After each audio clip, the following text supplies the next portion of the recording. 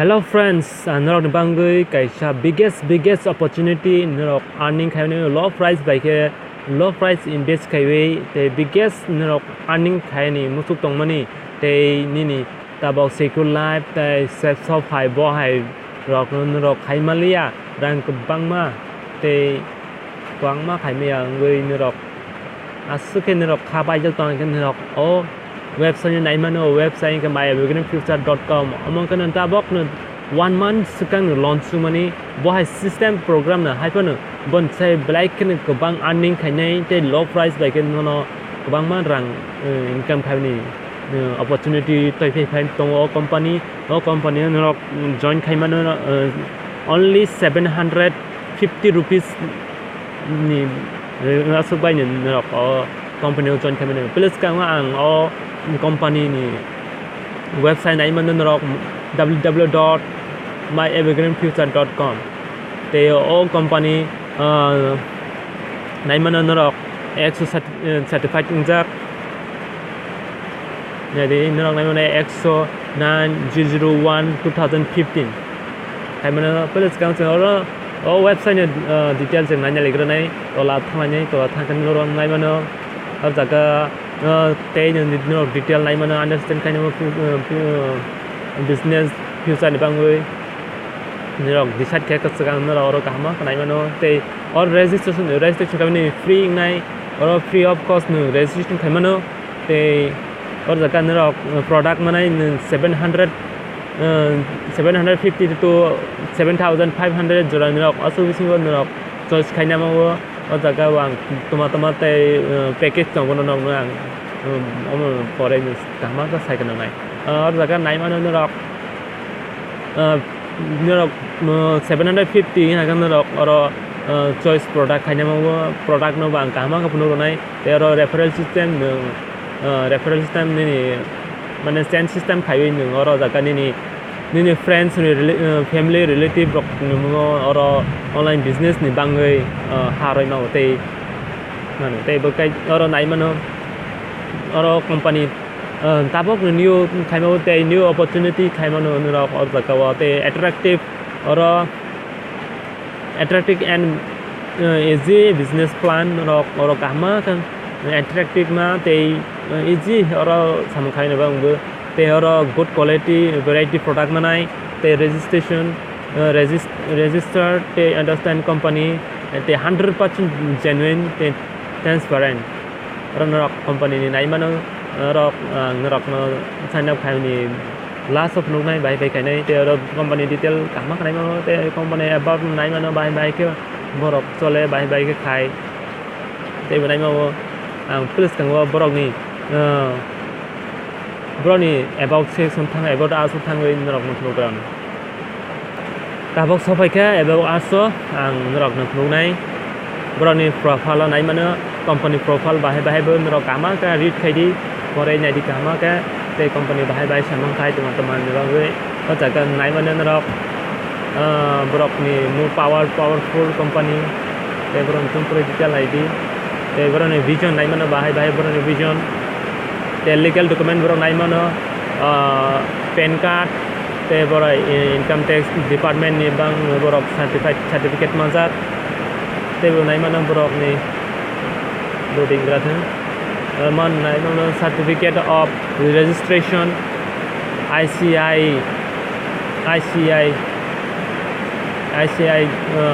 mazak certificate mazak bro ni nai mano certificate of incorporation, the certificate registration, पूरा detail पर अंटांगो document है और जगह bank detail टांगो नो जैफरन बोलो join खाने बोलो fund add खाने बोलो मान last of the लोग सेकामा साइट करना और नहीं मने बोलो bank detail तो IDBI टांगो Bandhan Bank टांगो Axis Bank टांगो Punjab National Bank to State Bank बनने में भाई कौन है नहीं मनो और जगह पूरा डिटेल नहीं मनो Barauni phone number contact number product inquiry number ते बरोने कहाँ का सुनने में बरोनी mail support ते corporation office address नहीं मनो और Gajan place Sangam, Chau, Pimpri, Pune, Maharashtra. Borok number of we go khai borok call khai request ro haken. Jadi tabok sung income opportunity or tag thang lai na. Income opportunity khai tabok sung ngai makha business plan bro ni bahai ber sung kama kebusin lai nai. Orang business plan lowest price na lowest price lowest price kan plus ni 750 1 BP manai te expert 1500 te premier kan 200 2250 te corporate 3000 professional pro 3750 te master 5500 4500 minimum premium ka 250 the enterprise 6000 ultimate 6750 the platinum kan 7500 bahai kai bro ni plan tong bro ni mana package tong or package ni mo te ni rok TV ni tong bo mana ma ka ku san nai an rok binary income bon rok nai mano nung tabok 750 ni income mana package na lang ke rok like income pai nai per PB per match bon rok 100 ke manai bo one time nai tabok 2:1 khai lang ke ni rok apun timi ke ni binary income asok thang nai bo one time nai therefore why boni meaning sing ka kan tabok nung proksa down right left nung dala hang the ni right left dala hang the boni nung pair ni 100 pair ni PB pair ni PB nung 100 per PB manai ke boni cut off tonai daily tonai 6 am to 6 pm 6 pm to 6 am jora tike bai ke no cut off bonai boron outdated tonai ni income outdated bai kai ni first or hala right left hala ble ke right left hala ke boni ni boni 200 ki to mo to manai bo to last sanai ni ro kano ke tikal kunai bai ka harai thanga ke ni pair ni ke ni mo binary income phai nai camping income phai bai ka phai nai 750 dan ko 1 PB selling 10 PB matching per cut off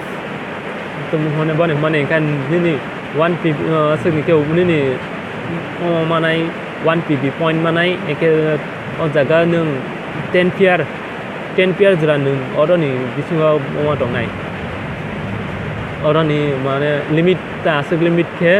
10 pair jra manai ni cut off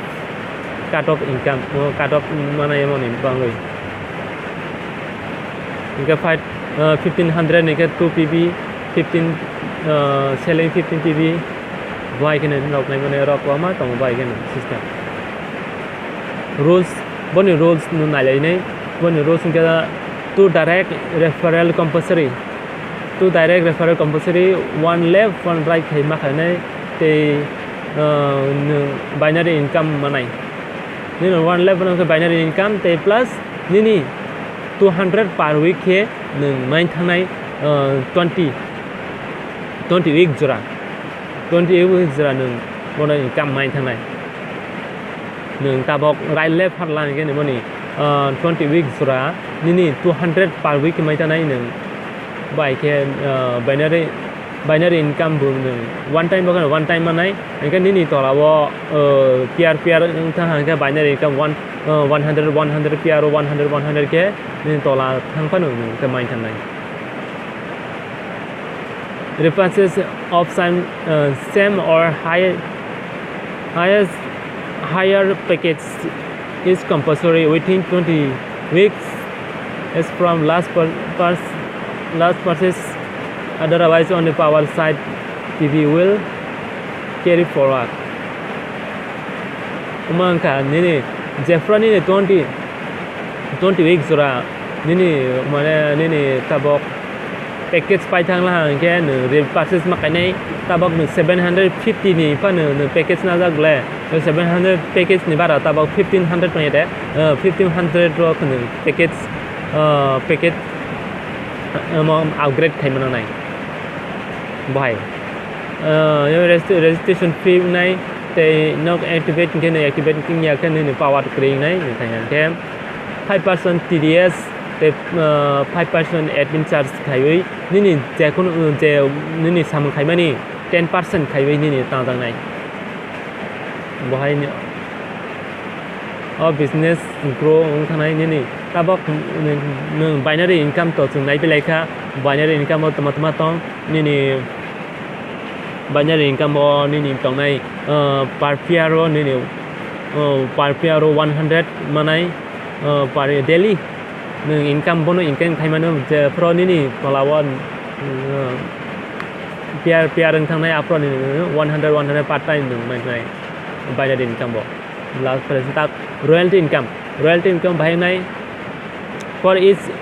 and every direct referral PV matching you will receive 220 for 20 weeks ni direct amount sudah direct ni bang income te pran ke to ni change system ni to la level thang ni bo ni income mane binary ke to job pair mane bakne manai amma ke sudah ni direct link bakne downline check no te for binary income ke bo downline ni jefa downline ni thang mane bo ni income phai nai one time mane amma ke fix tong nai ni 20 weeks ra 20 is a direct link ni ta ba kok ba direct ko khorong ni ka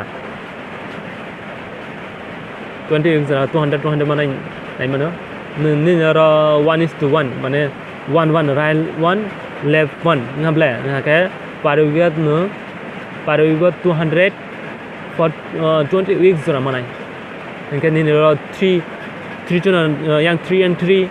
right 3 left 3 na ke ni morning ke no bani ka to nai 600 per week ke 20 weeks ra manai means ni tabo 4 months ra ta 5 months ra manai ke 7 ni ke 1400 per week te 15 khai wi pair ba jura ha ke ni 7000 manai te 24 bo hai ni 30 ni ke ne 30 ke 6000 per week nai asuke bani rule su to mai bang nai bani rule lai man if your ID is inactive that respective the royalty income will be left and it will be never paid jadi ni inactive ha ke ni mane active ya khong ke ni o royalty income nung mayang nai han bang active khai na di jefro nung join khai nai apro ni 750 ba 1500 ba apa no sanai lowest investment by single di joro ni oro bang tha han direct line ba ni referral borok mai tha ki nung bono nung upgrade khai ba doi thang pa no ni borok no nai wi nung ba doi tham ni ai pha nang han ba no rok 700 ba chai ma ke chai gradi nei no rok ngang sao ba ke active khai nang ni no income sama ni royalty income sama ni ke te to jon oro nu te su sama hai tha ching sai ma hai no rok 10% to boto joto da kan ma ro 10% to borok service ta nai te rewards and awards and rewards ta bok nu ta 50 pair kar la ha 50 pair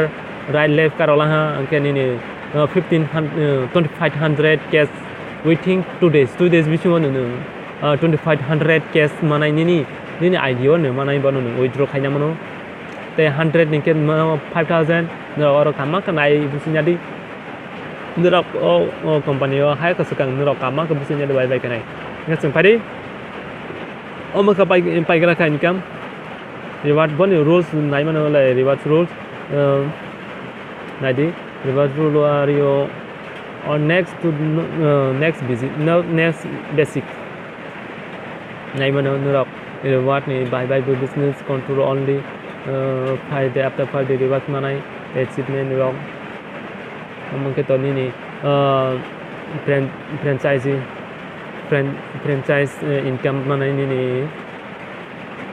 home franchise mà này product within us raw nangra này cái này 2% commission भाई के मानता नहीं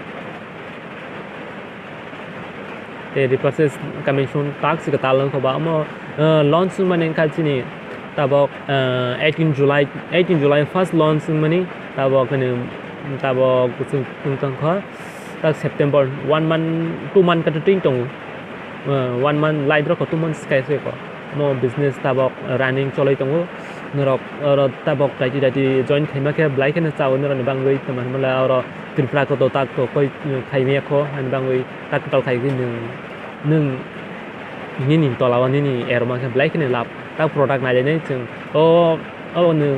750คือ join แค่นี้เลยjoin แค่นี้ใครมานี่ว่านรกมาใน product ใครใช่ไหมเนี่ย product ไหนเลยเนี่ย our product ไหนจะไหนเรื่องตั้ง product ไหนเลยเนี่ยproduct ซึ่งค่ะ rubber products แล้ว product ก็ต้องนี่ต้องว่ามาให้ดอกนี่ตั้งgreen gano แต่อาร์ทอลนี่แคปซูลบ่ให้ system มั้งนี่ very aloe vera ไว้ capsule green tea enzyme green ต้องว่า engit ไอ้ตัวสิโรใน product เอามาให้มั่งตรงไหนนี่เจ็บเพราะมันแค่หนึ่งไก่อันนี้มันนี่ price หนึ่งvới này là mình ok ta bọc pura sương planning bài vừa planning si pen kan rok busia tong ke contact khai dia no ang rok description ani contact whatsapp contact number này rok whatsapp khai dia no te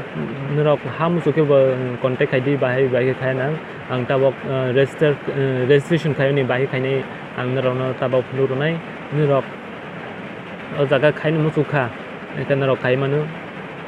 kama opportunity naro ni bangai low price baik ni naro black hai kebang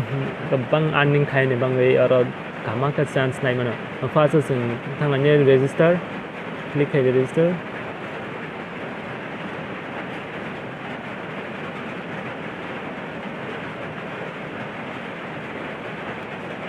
register singke ni member register panai member register ni first name last name ready country select hai di ni country tamam bu country select mana India select hai di India ni kya India select hai di again or state ready sing Tripura wa rocking bu Tripura to last was nai ti bai ba Tripura ini email address di mobile number di mobile number kaisa ni rok ni passport ID thung prai thang nai je pro ni register khai nai rok or sponsor ID wa an no rol ID or sponsor ID ang rok na description ro nai rok lab ma hai manai ni or username nung ro di je kono ni valid or jaga ni tok ni invalid panai or jaga username ro di minimum 6 character te passport di ni tabau ni character rồi ni passport ni ba number khai wi ni bumung no paro wi ni je kono nam word non do wi word ya character rồi te number ke wi di last so ke minimum ni 8 digit nang nai ke oro confirm passport sensor di ni like left right nó rồi mà nó jaga nó rồi left right phải rồi mà 제가 가이선 nó tick mà rồi đi cái ở jaga I agree rồi đi register khai ở jaga sponsor ID nó bằng description rồi này nó ở nào ấy ID khai hai màu 제가 nó ở ID khai đấy Okay, tabok norok. Busi lah ha. Norok bai bai kai nei busi ha kai nei clear nang bala nam la. Rajaka bai bai kai nei. Norok mo register khai bela ha ke. Norok ani WhatsApp contact ID bai bai kai nei bai bai ke norok nirok ni package na purchase kai nei ba package na nai ke norano WhatsApp khai di te ang norok bai bai kai nei detail pura sai ro ne norok ajaga bai ke join kai nei bai kin kai nei kama ka opportunity kama mo rang kom bai te ni rang kebang krikha ke kom bai kai ni rang tong ka ni khai man ni hai package na oi kebang income khai man hai pa ni kom package bai khai na ke ni sekan khai na ke zau hari tabok norok bai ke login khai na norok na phuno ro suana te join khai man phuno ro suana login na thang di login na click di login click khai ke na pani wait ke di loading to maka ni username te ani ojaga password jak to norok hu keng nai login ke di nai mana loading jak maka ni ang to join khai kha maka ni package wait full kata bo aro nai mana mo ang package pajak ani package 750 takan khaya direct link kaisang kha downline mong kha ani kita tabok join khai ko biya kha besi nai mana ani email address wai khai ani sponsor and upline te ang join khai mani 11 September ne khai kho biya kho income khai pa ani tabok direct one te package pajak mai khai wi sum norok join khai ke norok ang bai ke baksa khai wi income khai mano loge ke te sha loge ke su pha ka bang khai mano loge tong ke se han bang ni norok ang bai ke join khai wi ang bai ke sam khai mano norok jaga wa nai man kama jaga ni jaga income khai nei royalty income means ni per week ko khai mani income khai nei aro ni what ni tao binary income ro khai nei te ni product to ni product pai ni bang ni wallet je from jaga tong wallet tong bo to ang ro no sai kan last te kaisa video snaw na bai ke ni ro ni rang no ro wei ba rang ni je rang deposit khai wei bai ke fan add khai wei norok sak product bai sak active bai khai nei ang wana ka ke next video norok sai kan asang no joto no khulumbai ke joto kaham tong di te joto no income khai nei joto rang ajalai nei te jung kusu ka nei asang no bai